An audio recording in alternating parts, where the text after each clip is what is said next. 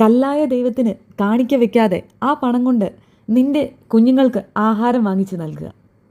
നവോത്ഥാന നായകനായ ശ്രീ അയ്യങ്കാളിയുടെ വാക്കുകളാണിത്. ഈ വീഡിയോ കണ്ടപ്പോൾ എനിക്ക് ആദ്യം ഓർമ്മ വന്നത് ഈ വാക്കുകളാണ്. ഈ അടുത്ത് മധ്യപ്രദേശിൽ ഒരു മഹാ അഭിഷേകം നടന്നിരുന്നു. ദാദാജി ബാബയുടെ നേതൃത്വത്തിലായിരുന്നു ഈ അഭിഷേകം നടന്നത്. അതിൻ്റെ ഭാഗമായിട്ട് നർമ്മദാ നദിയിൽ 11,000 ലിറ്റർ പാലാണ് ഒഴുക്കിക്കളഞ്ഞത്. ഒരു മതത്തിൻ്റെയും വിശ്വാസങ്ങളെ തരം താഴ്ത്താനോ കുറ്റപ്പെടുത്തി സംസാരിക്കാനോ ഞാൻ ശ്രമിക്കുന്നില്ല. പക്ഷേ ഇത്രയും ഭ്രാന്തമായിട്ടുള്ള വിശ്വാസങ്ങളെ ഉറപ്പായിട്ടും കൺട്രോൾ ചെയ്യേണ്ടത് തന്നെയാണ്. നമ്മുടെ മണിച്ചിത്രത്താഴ് സിനിമയിൽ പറയുന്ന പോലെ സൈക്കോസിൻ്റെ പല അവസ്ഥാന്തരങ്ങളും ഞാൻ കണ്ടിട്ടുണ്ട്. പക്ഷേ ഇത്രയും മാരകമായിട്ടുള്ളൊരു വേർഷൻ ആദ്യമായിട്ടാണ്. It is incurable. ഈ ഒഴുക്കിക്കളയുന്ന പാല് നമ്മുടെ രാജ്യത്തെ എത്ര കുട്ടികൾക്ക് ഉപകാരപ്പെട്ടേനെ എന്നാണ് ഞാൻ ആലോചിച്ചത്.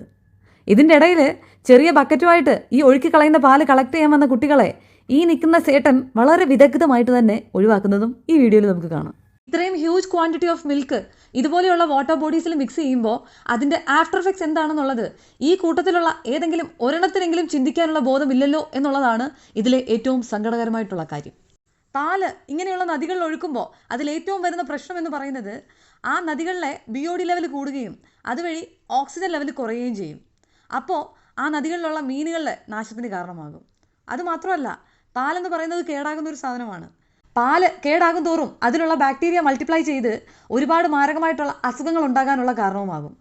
ഇതൊന്നും ചിന്തിക്കാതെയാണ് ഭക്തിയുടെ പേരിൽ ഇമാതിരി ഓരോ തോന്നിവാസങ്ങളൊക്കെ കാണിച്ചു കൂട്ടുന്നത്. ഒരു ദൈവത്തെ പ്രീതിപ്പെടുത്താനായി ഒരുപാട് ജീവനുകളെ ഇല്ലാതാക്കുന്ന ഒരു പ്രത്യേകതരം പൂജയാണിത്.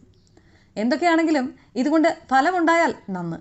നോർത്ത് ഇന്ത്യയിലെ നദികളുടെ വൃത്തിയെക്കുറിച്ച് എനിക്ക് കാര്യമായിട്ടുള്ള അഭിപ്രായങ്ങളൊന്നും ഇല്ലെങ്കിലും അറിഞ്ഞുകൊണ്ടുണ്ടാക്കുന്ന പൊല്യൂഷന് നമ്മൾ തന്നെയാണ് ഉത്തരവാദികൾ. നമ്മുടെ പ്രകൃതിയെയും ആവാസ വ്യവസ്ഥയും ഒക്കെ നശിപ്പിക്കുന്ന രീതിയിലുള്ള ഇതുപോലെയുള്ള വിശ്വാസങ്ങളെയൊക്കെ അപ്പാടെ നീക്കിക്കളയേണ്ടതാണ് മുന്നോട്ടുള്ള നിലനിൽപ്പിന് ഏറ്റവും വലിയ ആവശ്യം. വിശ്വാസങ്ങളൊക്കെ ഒരു പരിധിവരെ നല്ലത് തന്നെയാണ്.